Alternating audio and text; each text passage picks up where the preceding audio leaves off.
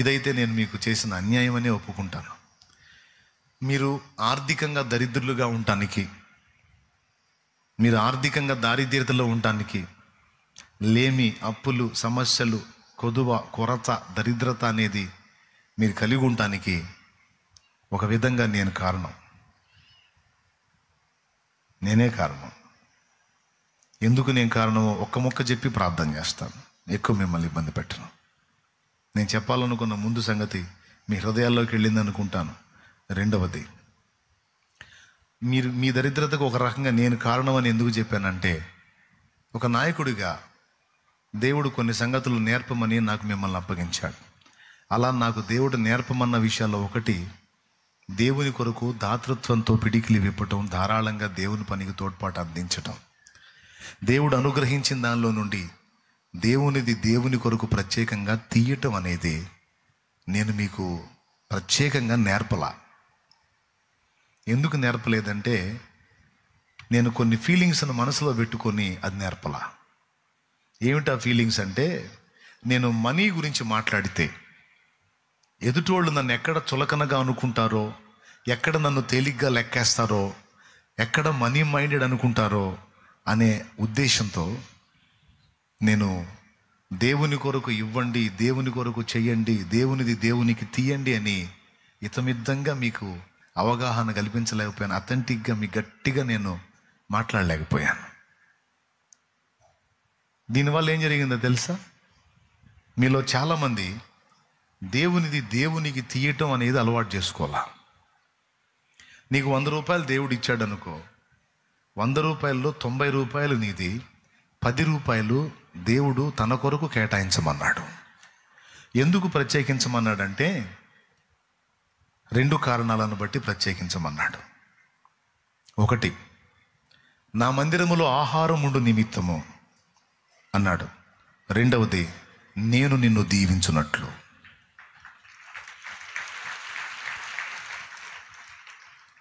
ఏంటి చెప్పాను? 2 కారణాలను బట్టి చెప్పాను. ఒకటి, మందిరములో ఆహారం ఉండు నిమిత్తం, బీదలు, దీనులు, అంగహీనులు, అవిటివారు, విధవరాండ్రు, వృద్ధులు, దిక్కులేని వాళ్ళు ఎప్పుడూ సన్నిధిలో ఉంటారు.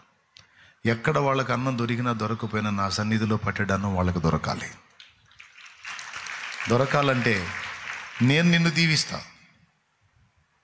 నేను దీవించి నీకు 100 రూపాయలు ఇచ్చాను అనుకో, అందులో 10 రూపాయలు దానికి కేటాయించి 90 రూపాయలు నువ్వు వినియోగించు. నీకు 1000 ఇచ్చాను అనుకో, 100 దానికి కేటాయించి 900 నువ్వు వాడుకో. 10,000 ఇచ్చాను అనుకో, 1000 దానికి కేటాయించి 9,000 నువ్వు వాడుకో. 1,00,000 రూపాయలు ఇచ్చాను అనుకో, 10,000 దానికి కేటాయించి 90,000 నువ్వు వాడుకో. ఇది ఖచ్చితంగా నువ్వు చేయాలి. ఇది దేవుడు పాత నిబంధనలోను క్రొత్త నిబంధనలోను కూడా చెప్పాడు.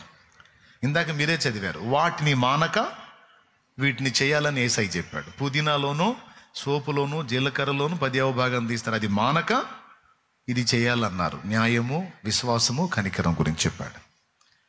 వాటిని మానేయమన్నాడా? వాటిని మానక అన్నాడా? అన్నాడు కదా.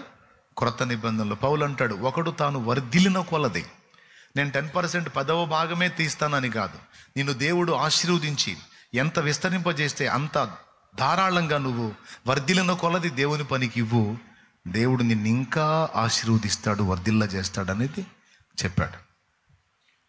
పాత నిబంధనలు ఏమన్నాడో తెలుసా?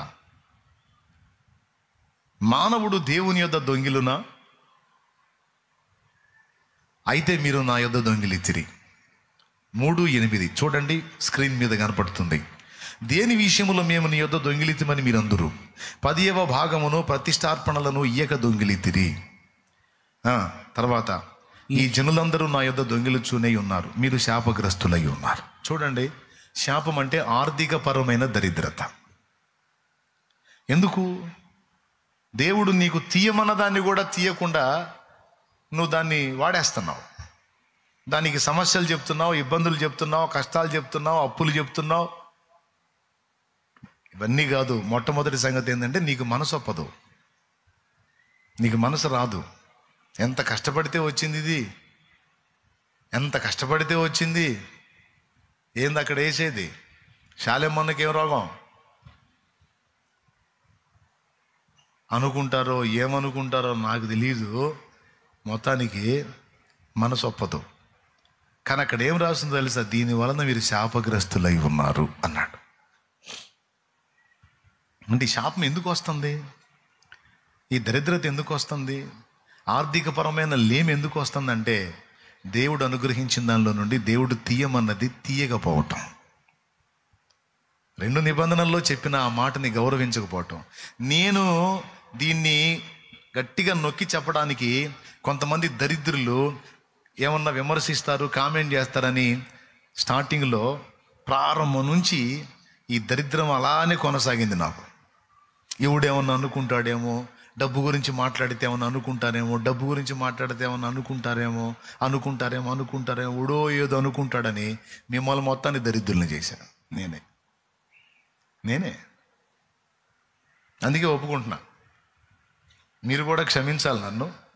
ఇప్పుడు చెప్తున్నాను, దేవుణ్ణి శోధించవచ్చా మనం? శోధించుట అంటే ఒక అర్థం పరీక్షించుట. దేవుణ్ణి పరీక్షించవచ్చా? 1 కొరింథీ పత్రిక 10వ అధ్యాయము 9వ వచనం చూడు. దేవుణ్ణి శోధిస్తే ఏమైద్దో తొందరగా చూడు. మనము ప్రభువును శోధింపక యుందుము, వారిలో కొందరు శోధించి సర్పము వలన నశించిరి. శోధిస్తే సస్తారు అన్నాడు. అందరు చెప్పండి, శోధిస్తే ఏమైద్ది అంటే దేవుణ్ణి పరీక్షించవచ్చా? పరీక్షిస్తే పోతాం. అందరు చెప్పండి, పరీక్షిస్తే. నోరు తెరిచి చెప్పండి, పరీక్షిస్తే అక్కడ ఉందా నేను చెప్పానా? ఆడుందా నేను చెప్పానా? ఇప్పుడు అదే మలాకి గ్రంథం 3వ అధ్యాయం 8వ వచనం కిందికి చదువు, ఒక్కసారి 10వ వచనం చదువు. నా మందిరములో ఆహారముడునట్లు 10వ భాగమంతయు మీరు నా మందిరపు నిధిలోనికి తీసుకుని రండి. దీన్ని చేసి మీరు నన్ను శోధించిన ఎడల, అద్దుకో, దీన్ని చేసి మీరు నన్ను శోధించమని దేవుడే పిలుస్తున్నాడు ఇక్కడ. అక్కడేమో శోధిస్తే సస్తారన్నాడు, ఆ విషయంలో పరీక్షించకూడదు. ఈ విషయంలో మీరు నా కొరకు తీసి కనీసం నన్ను టెస్ట్ చేయడానికైనా దీన్ని చేయండి రా అంటున్నాడు దేవుడు. కనీసం నన్ను టెస్ట్ చేయడానికి, నన్ను పరీక్షించడానికైనా, నేను ఇస్తానో ఇవ్వనో చూడటానికైనా చేయండి. ఎంతమందికి అర్థమైంది? ఇప్పుడు మనం అబద్ధం ఆడకుండా నిజం ఒప్పుకుందాం. అది మీ తప్పు కాదు, నా తప్పు. అన్న నేను 10వ భాగం తీయనన్నా, 10వ భాగం తీయనన్నా అన్నోళ్ళు చేతులు ఎత్తండి. ఇంతవరకు నేను 10వ భాగం మీద దృష్టి పెట్టలేదు, దానికి అంత ప్రయారిటీ ఇవ్వలేదు అన్నోళ్ళు సరిగా చేతులు ఎత్తాలి. అందరూ చేతులు కదిలించండి, మొత్తం కదిలించండి. చూడండి ఎన్ని చేతులు లేచిన. ఇట్టు కాదు, సరిగా చేతులు లేపి కదిలించండి. ఈ తప్పు మీరు చేయడానికి కారణం మీరు కాదు, నేనే.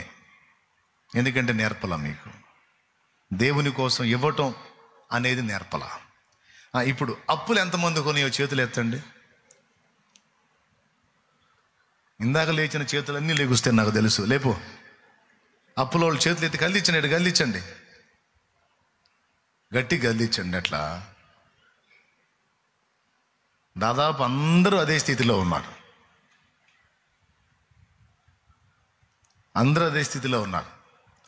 అన్న నేను దేవునికి ఎట్టి పరిస్థితుల్లో తీస్తాను, అలవాటు నాకుంది అన్నోళ్ళు చేతులు ఎత్తండి.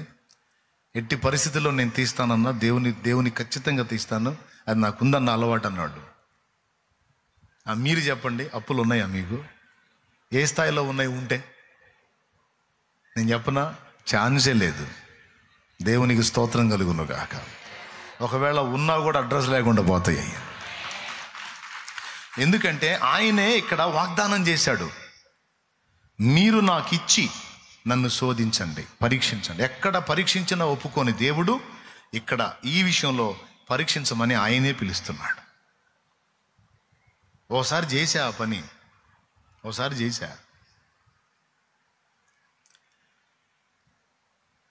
ఆదివారం ఆరాధన అయిపోయింది. నాకు వారం దినాలు నడవాలి, 100 రూపాయలు ఉంది నా చేతిలో. 100 వారం రోజులు నడవాలి. వర్క్ అంతా ఆపేసి పూర్తిగా సేవకు వచ్చా, ఫుల్ టైం. ఫ్యామిలీ మొత్తం 6 కుటుంబ సభ్యులు, 106 రోజులు గడవాలి. ఎట్లా నడుస్తుంది? సరే, వేరే మందిరం ఒకటి ఉంటే ఆ మందిరం దగ్గరికి వెళ్ళి మోకాళ్ళుని ప్రార్థన చేస్తుంటే నాకు ఈ మలాకి 3:8 గుర్తొచ్చింది. మీరు నమ్మండి నమ్మకపోండి, నిజంగా 3:8 గుర్తొచ్చింది. నాకిచ్చి నన్ను పరీక్షించండి అన్నాడు కదా. ఇప్పుడు దేవుడితోనేగా మన నడక. అసలు ఎట్ట చేస్తాడో చూద్దాం. ఎందుకంటే ఇక్కడ ఛాన్స్ ఇచ్చాడు, ఎక్కడ సందేవల, ఎక్కడ పరీక్షించినా సావగొడతాడు. కానీ ఇక్కడ మాత్రం నాకు ఇచ్చి నన్ను టెస్ట్ చేయండి అని ఆయనే చెప్పాడుగా, క్లియర్గా వచనం ఉందిగా అని లేచా. ప్రార్థన సగంలో ఆపి లేచి ఆ జేబులో ఉన్న 100 తీసి ఆ బాక్సులు వేసి కూర్చున్నా. మళ్ళీ ఇప్పుడు నాకు ఎవడు అప్పు లేదు, నాకు వచ్చే మార్గం కూడా లేదు, ఎవరు నాకు ఇచ్చే అవకాశం కూడా లేదు. ఇప్పుడు ఎలా ఇస్తాడో చూస్తా అని మోకాళ్ళు వేసి అయితే కూర్చున్నాను. కానీ ఇంటికాడికి పోతే ఏం చెప్పాలా?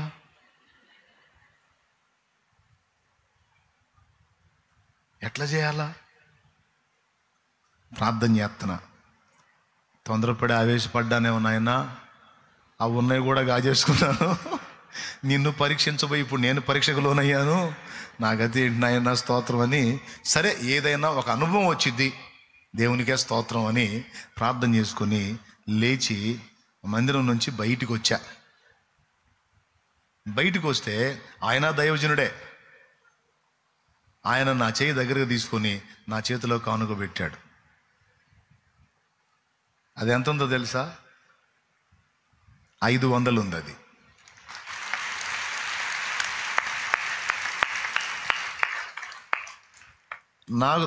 నేను ఎంత వేసాను, ఆయన నా చేతిలో ఎంత ఉంచాడు అంటే ఎన్ని రెట్లు ఇచ్చాడు? 4 రెట్లు నాకు సెకండ్స్లో, అంతే, నిమిషాల్లో, గంటలు కాదు, సెకండ్స్ కాదు, నిమిషాల్లో ఇచ్చాడు. అసలు ఎట్లా ఇస్తాడో చూద్దాం అనుకున్నా. ఆయన ఆ పని చేశాడు. ఆ దైవజనుని ప్రేరేపించి, వాస్తవంగా ఆయన అక్కడ ఉండడు, కానీ నా కోసం ఆయన అక్కడికి రప్పించి నా చేతిలో ఆ మనీ పెట్టేటట్టు చేశాడు. సరే, అది వదిలేద్దాం. అది తీసుకెళ్ళి ఇంటికి పోయి కూర్చొని దేవుణ్ణి క్షమాపణ అడిగా. ఎందుకు అడిగాను తెలుసా? నువ్వు పరీక్షించమన్నావు కదా అని నీకు ఇచ్చి పరీక్షించినందుకు నన్ను క్షమించు. నువ్వు మాట తప్పే దేవుడు కాదయ్యా.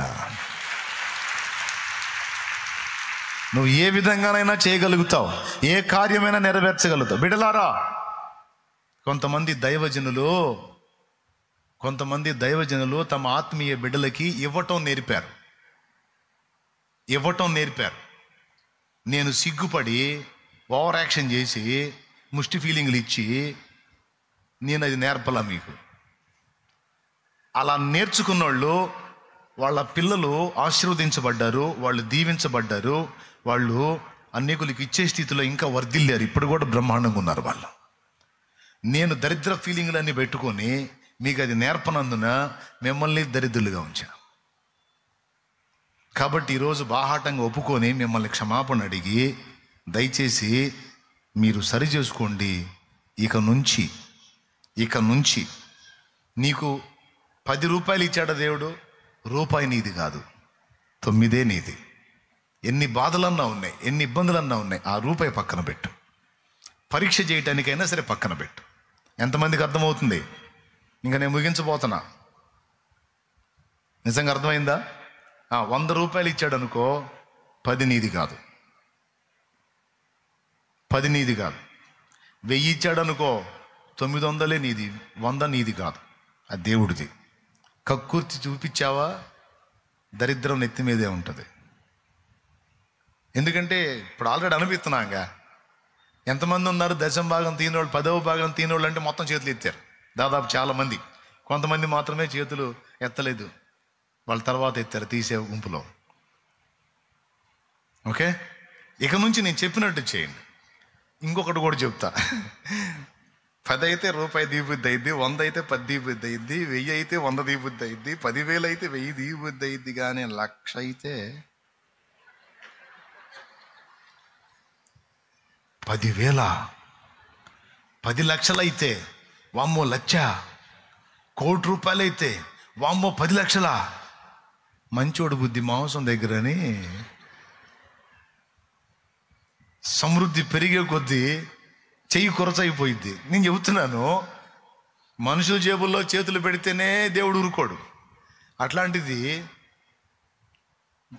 దేవుడికి ఇవ్వాల్సిన దాన్ని ఎగ్గొట్టడం అనేది దేవుడి జేబులో చేయి పెట్టడం, దేవుడి జేబు కొట్టేయటం. నేను చెప్పాను, ఆయనే చెప్పాడు, అదే నా జేబు కొట్టేస్తున్నారా మీరని. మొత్తానికి ఏదో అవసరం వచ్చినట్టుంది చాలే, మనకు అనుకోవాకండి. దేవునికి స్తోత్రం. అవసరాల కోసం అయితే నేను ఇట్లా చెప్పను. దేవుడు నా తప్పును నాకు చూపించాడు. ఆల్రెడీ ఇవ్వటం నేర్పిన దైవజనుల దగ్గర ఆత్మీయ బిడ్డలు ఎలా ఆశీర్వదించబడి ఉన్నారో అది నేర్పనందున నా బిడ్డలు ఎందుకు దరిద్రులై ఉన్నారో నాకు సిగ్గొచ్చి నేర్పుతున్నా.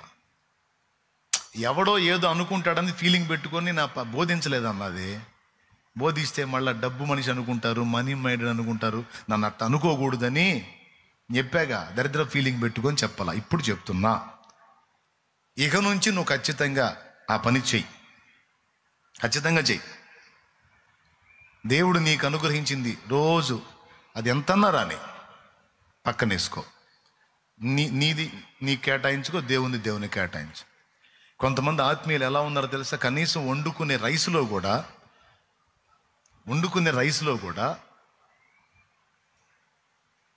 కొంత కేటాయిస్తారు. ఈ రైస్ నాకు దేవుడిచ్చింది, దేవుడు ఇవ్వకపోతే నాకు ఈ తిండి దొరకదు, ఆయన దయాదానం అని అందులో కూడా కొంత రైస్ని కేటాయించి మిగిలిందని వండుకుంటారు. ఇది నా పిల్లలకి, నాకు, ఇది నా సన్నిధిలో ఆహారానికి, నా తండ్రి సన్నిధిలో ఆహారానికి అని కేటాయించి వండుకునేవాళ్ళం. అందరూ అట్లా అలవాటు చేసుకోండి.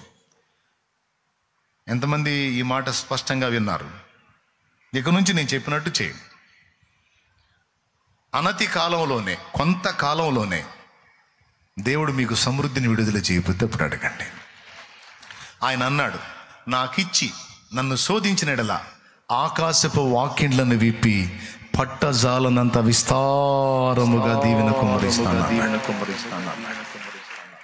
పట్టజాలనంత విస్తారంగా. విచిత్రం ఏంటంటే నేను తీస్తా మళ్ళా, నేను తీయటం కాదు అసలు, 10వ భాగం నేనే వాడుకొని 90% దేవుడికి అన్నట్టు కేటాయించే పొజిషన్కి నేను వెళ్ళా. కానీ మీకు నేర్పలా. నేను దీవించబడ్డా. నాకు దేవుడేం తక్కువ చేయలే, ఎందుకంటే ఇవ్వటం నేర్చుకున్నాను నేను, మీకు నేర్పలా. అందువల్ల ఏం జరిగింది, ఈ విషయం నేను గట్టిగా చెప్పనందున, దీని గురించి నేను అలవాటు చేయనందున మీకు అలా ఉండిపోయింది. ఇకేం లేదు, ఏదో వచ్చిన దానిలో అంత కానుకేసేసి తృప్తి చెందుతూ ఉన్నారు. దేవునికి సంపూర్తిగా చెందకుండా అడ్డగిస్తున్నారు. అందువల్ల శాపం వెంటాడుతుంది. అక్కడ రాసుంది, ఇందువల్ల మీరు శాపగ్రస్తులై ఉన్నారు. ఆ శాపం ఇక మనకు దీవెనగున్నట్లు, పట్టజాలంత విస్తారమైన దీవెన మనకు కలుగునట్లు ఈ రోజు నుంచి కైసరవి కైసరికి, దేవునివి దేవునికి అన్నాడు కదా యేసయ్య. ఏమన్నాడు? కైసరవి కైసరికి, దేవునివి దేవునికి. కేటాయిద్దాం. కొంచెంలోంచి ముందు తీయటం మొదలు పెడతాం. విస్తారంగా ఇచ్చాడు, అందులో నుంచి కూడా అమ్మో ఇది దేవుడు దాన్ని భయపడి నువ్వు ఇంకా ఇస్తాడు. సమృద్ధి అయినటువంటి ఆశీర్వాదం నా తండ్రి నీకు ఇవ్వబోతా ఉన్నాడు, అది నీవు పొందినట్లు. ఈ 2 విషయాలు గుర్తుపెట్టుకోండి. ఒకటి, దేవునితో వ్యక్తిగతంగా నడవండి. అంతేకాదు ఆర్థిక విషయాల్లో నమ్మకంగా ఉండండి దేవునికి. ఒకసారి ఒక ఎగ్జాంపుల్ చెప్పాను కదా, ఒక దైవజనుడు చెప్పినటువంటి ఎగ్జాంపుల్ చెప్పాను కదా. నేను దైవజనుడు ఒక ఇంటికి పోతే ఆయన వరకు అన్నం పెట్టింది, కూర్చోబెట్టి వండి. ఆమె కొడుకు ఆయన ముందు కూర్చుంటే అన్నంకెళ్ళి చూస్తుంటే వాడిని పక్కకు తీసుకొని పోయింది. ఆయన ఫీల్ అయ్యాడు. అమ్మ కూర్చొని, వాడిని కూడా కూర్చొని, ఆకలిగా ఉన్నట్టున్నాడు, వాడు కూడా తింటాడంటే వాడు తినకూడదు లేనా అని పక్కకు తీసుకెళ్ళి. వాడు తినకూడదు. ఎందుకు తినకూడదు? నేను సేవకుడిని, నా దగ్గర తింటే తప్పింది, ప్లేట్ ఇవ్వో వాడికి కూడా వేస్తానంటే వాడు తినకూడదన్నా. వాడు తినకూడదు. ఎందుకమ్మా, ఎందుకు తినకూడదు అంటే చెప్పింది, అది దేవునిదన్నా, దేవునికని తీసిన బియ్యం అయి. వాస్తవంగా మా ఇంట్లో బియ్యం అయిపోయి 2-3 రోజులైంది. 2-3 రోజుల నుంచి మా ఇంట్లో అన్నం వండే పొజిషన్ లేదు. కానీ ఇంత శ్రమ వచ్చినా సరే దేవుని కేటాయించాలి, నమ్మకంగా ఉండాలని అవి మా ఇంట్లో ఉన్నా వండుకోవాలా. దైవజనుడు వచ్చావు, నేను ఖాళీ కడుపుతో పంపించకూడదు, అందుకే వండి పెట్టా, నువ్వు తిను, నువ్వు సేవకుడివి, నువ్వు అది తీసుకోవచ్చు, మేము దాన్ని ముట్టకూడదు, అది దేవుడిది అన్నట్టు. ఆయన కన్నీళ్ళు వచ్చినాయి, బాధపడి సరే ఓకే, ఇప్పుడు సేవకుడని దేవుని దాన్ని నాకు కేటాయించావు కదా, ఇప్పుడు సేవకుడిగా నువ్వు నాకు ఇచ్చావు, నాది ఇప్పుడు నాది ఆ బిడ్డకి పెడుతున్నాను నేను. దేవుడిది నాకు ఇచ్చావుగా, ఇది నాదిగా, నా దేవుడిది నాది, నా చేతికి అప్పచెప్పావు, దీని బాధ్యత నాది, ఇప్పుడు అది నాది, నా దేవుడిది, ఇదిగో నేనే పెడుతున్నాను. ఏదైనా ఉంటే నేను దేవుడు చూసుకుంటాం. ఇవ్వాడి ప్లేట్ ఇవ్వంటే ఆయన కూర్చోబెట్టి పెట్టారు. అయిపోయింది. భారంతో ప్రార్థన చేశాడు. దేవా, కడుపు మలమల మాడుతున్న ఎంత నమ్మకంగా ఉందో చూడు ఈ కుటుంబాన్ని ఇంతే వదిలేస్తావా? అసలు ఎందుకు దర్శించడానికి పోయాడు ఆయన అక్కడికంటే 2 వారాల నుంచి మందిరానికి రావట్లా. ఎందుకు రావట్లేదని అడుగుదామని పోయాడు. ఛార్జీకి డబ్బులు లేక రావట్లా, ఛార్జీకి డబ్బులు లేక రావట్లా, ఇంట్లో జరగట్లా. ఆ చర్య చూసిన తర్వాత ఆయన కన్నీరు విడిచి ప్రార్థన చేసి వెళ్ళాడు. నెక్స్ట్ సండే పెందలకడనే వచ్చేసారు. సంతోషంగా వచ్చి దైవజనుడిని కలుసుకున్నారు, సంతోషంగా కలుసుకున్నారంట. ఏందమ్మా ఇంత సంతోషంగా ఉన్నారు అన్న? దేవుడు కార్యం చేశాడన్నా, దేవుడు గొప్ప కార్యం చేశాడన్నా. ఏం చేశాడు? వాళ్ళు ఏ తోటలో అయితే పనిచేస్తారో ఆ యజమానుడు వేరే ప్రాంతానికి వెళ్ళిపోతా, ఆయన్ని దేవుడు ఆశీర్వదించాడు, ఆయన వేరే ప్రాంతానికి వెళ్ళిపోతా సమృద్ధి గల్లోడు. ఇన్నాళ్ళు మీరు నా దగ్గర నమ్మకంగా పనిచేశారు, అది 2 ఎకరాలు, ఎన్ని ఎకరాలు తోట, 2 ఎకరాలు పైన, 2 ఎకరాలు పై చిలుగు తోట, అది ఆల్రెడీ రన్నింగ్లోకి వచ్చిన తోట. వాళ్ళని పిలిచి వాళ్ళకి రాసేసి, ఇక మీ జీవితాంతం మీరే పండించుకోండి, తినండి అని చెప్పి వాళ్ళు రాసేసి వెళ్ళిపోయాడు. పక్కవానికి వచ్చిన తోట, సెంటు భూమి లేని మమ్మల్ని ఎకరాల ఆస్తి పరులుగా చేశాడన్న దేవుడు, అది రోజుల్లోనే జరిగిన కార్యమన్నా అని చెప్పి సాక్ష్యం ఇచ్చి దేవుని సముఖంలో నిలబడ్డారు. కొంచెములో నమ్మకంగా ఉన్నవానికి విస్తారంగా అప్పచెప్పే దేవుడు, ఆయన విషయంలో నమ్మకత్వాన్ని ప్రదర్శించిన వాళ్ళని అన్యాయం చేసే దేవుడు కాదు. కాకపోతే మన బుద్ధి, బలహీన బుద్ధి, మెతక బుద్ధి వల్ల మనం దరిద్రతను అనుభవిస్తున్నాం. ఇంకొద్దు, మార్చుకుందాం. ఇప్పుడు నేను క్లియర్గా చెప్పాను గనక ఇంకా నేను మీకు అన్యాయం చేసినట్టు కాదు. ఓకేనా?